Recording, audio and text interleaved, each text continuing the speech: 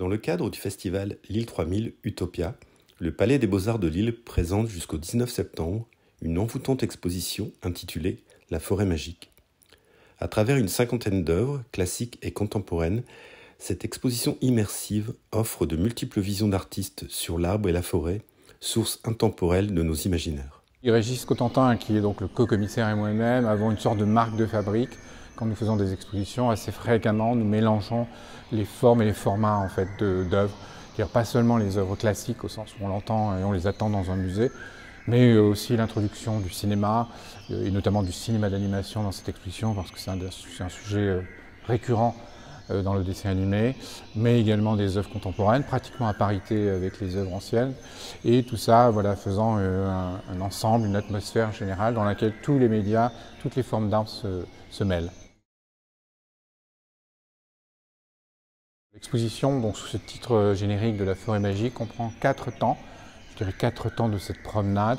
Le premier temps s'appelle l'arbre qui cache la forêt, cette expression populaire, qui en réalité signifie que nous n'avons pas vu avant beaucoup de siècles, on peut dire de millénaires, la forêt. Nous avons vu des arbres parce qu'ils nous ressemblent, enfin nous croyons qu'ils nous ressemblent. La deuxième nous fait rentrer dans un bois sacré, c'est-à-dire un bois avec une dimension religieuse. Depuis le tout début de l'histoire de l'humanité, les premières mythologies, il y a des arbres de vie, et jusqu'à aujourd'hui, des zones de forêt, des bois sont des domaines sanctuarisés pour les religions, ou aujourd'hui plutôt pour des formes de spiritualité. Enfin, la troisième section, là on rentre, l'atmosphère s'assombrit et on rentre dans la forêt hantée.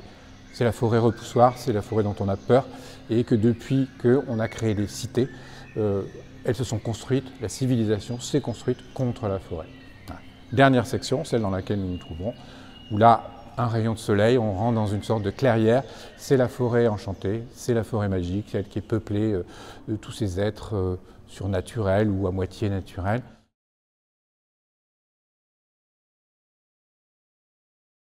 La forêt est donc accompagnée d'une bande-son, qui en réalité est une musique, mais très légère, surtout fabriquée à partir de sons d'un compositeur français qui s'appelle Bruno Le Thor. Ce ne sont pas juste simplement des bruits d'animaux. Et en effet, nous avons cette volonté, de la deuxième exposition que nous faisons sur ce mode, d'avoir un accompagnement sonore. C'est-à-dire que venir dans un musée, vivre l'expérience d'une exposition, ça n'est pas seulement faire appel à sa vue, à son intellect, mais aussi à d'autres sens,